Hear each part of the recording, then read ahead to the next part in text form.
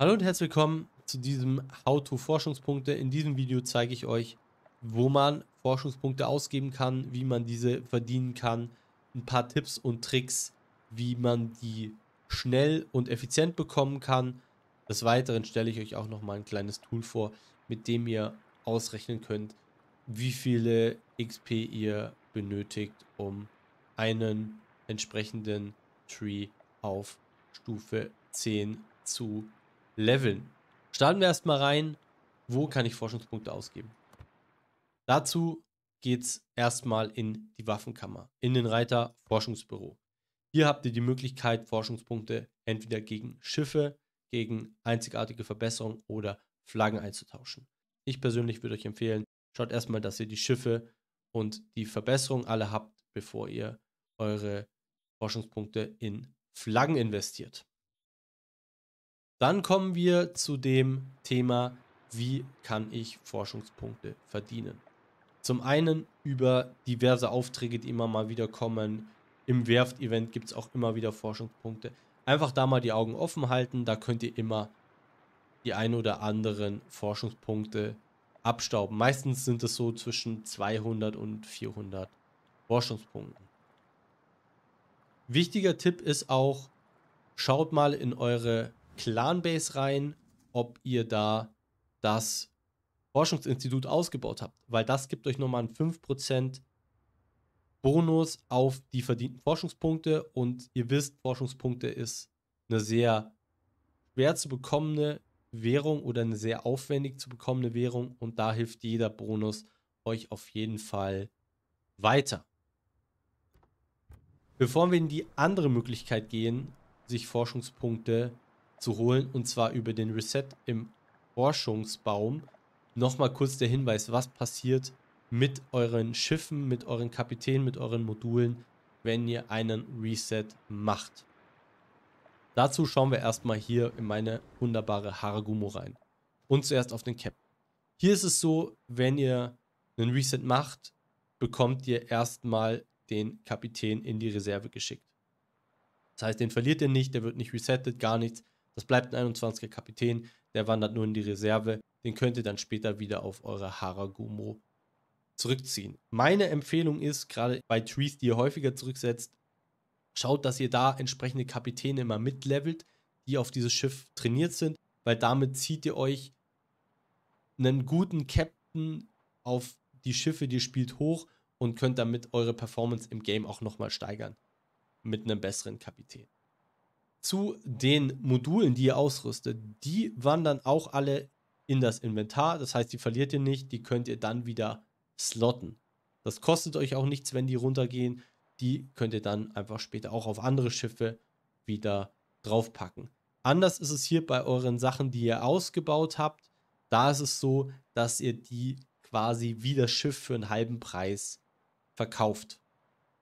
Das behaltet ihr nicht, sondern das müsst ihr dann später wieder für Credits zum normalen Preis kaufen. Flaggen und alles weitere geht auch wieder in die Reserve, da verliert ihr auch nichts. Gut, nachdem ihr jetzt wisst, was mit eurem Schiff bzw. euren Schiffen und euren Kapitän passiert, schauen wir uns jetzt das Thema Reset mal genauer an. Dazu gehen wir in den Forschungsbaum. Vorab nochmal ein paar wichtige Sachen. Ihr könnt einen Reset auf Forschungspunkte erst machen, wenn ihr mindestens 5 Forschungsbäume auf Stufe 10 erforscht habt. Das ist wichtig, vorher geht es nicht. Ein einzelner Reset bringt euch 10.200 Punkte.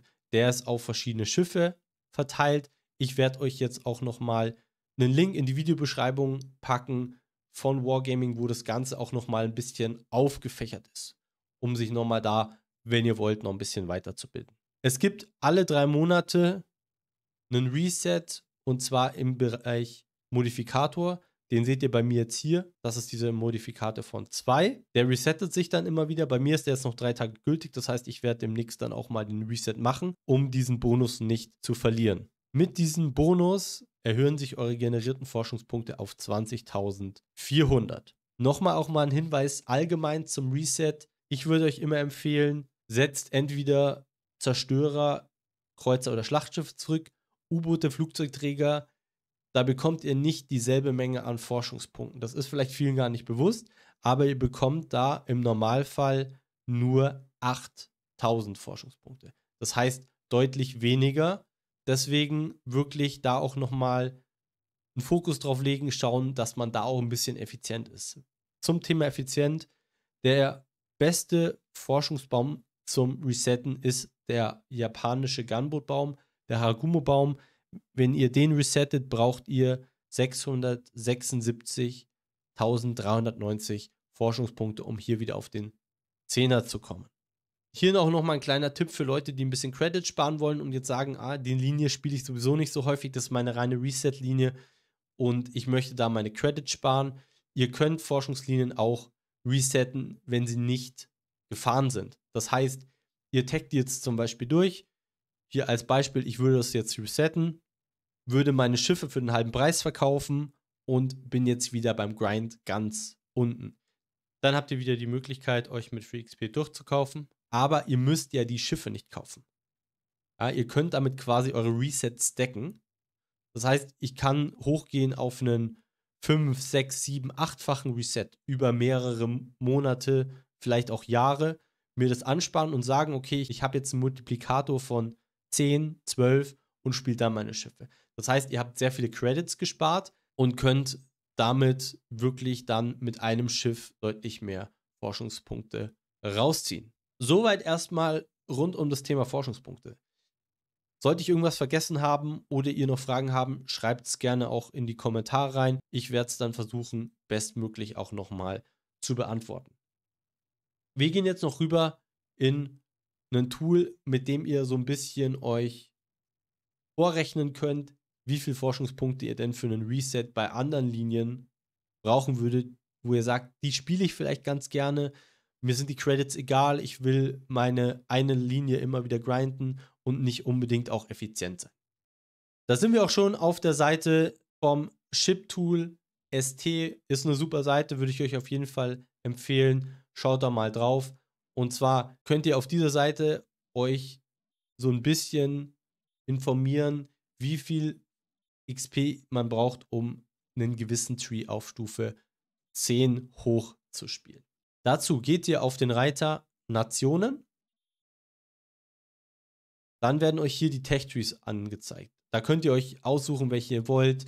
Da sind alle Tech-Trees abgebildet. Ich bleibe jetzt mal beim japanischen, weil den habe ich auch vorher schon erklärt. Und da habe ich euch ja auch schon eine Zahl zu den XP gesagt. Wie bin ich jetzt darauf gekommen? Und zwar seht ihr hier ein schönes System, so auch wie bei uns im Forschungsbaum. Und hier seht ihr den Einser. Das ist mein Absprungpunkt. Dann mit der rechten Maustaste besteht die Möglichkeit Calculate XP. Da klickt ihr drauf, dann seht ihr hier schon, die Linie wird dunkelblau. Und dann hover ich übers Schiff und dann sehe ich, okay, um das hier zu taggen, brauche ich 100 XP. Full upgraded sind es 1020 XP. So kann ich quasi hier runter springen. Wenn ich jetzt zum Beispiel Tsushima gehe, dann sehe ich, brauche ich 684.890 XP. Wenn ich jetzt auf die Haragumo gehe, sehe ich, brauche ich 676.390 für XP. Und das ist für euch eine super Möglichkeit, einfach mal zu gucken, wie viel XP brauche ich, um meine Lieblingslinie hochzugrinden. Damit könnt ihr euch vielleicht raussuchen, welche Linie spiele ich gerne, welche Linie von denen benötigt am wenigsten Research XP und dann könnt ihr für euch das so ein bisschen mit Effizienz und Spielspaß bündeln. Ich hoffe, euch hat dieses kurze Video zu den Forschungspunkten gefallen. Wenn ja, lasst doch gerne ein Like bzw. einen Kommentar da, wenn ihr noch Fragen habt.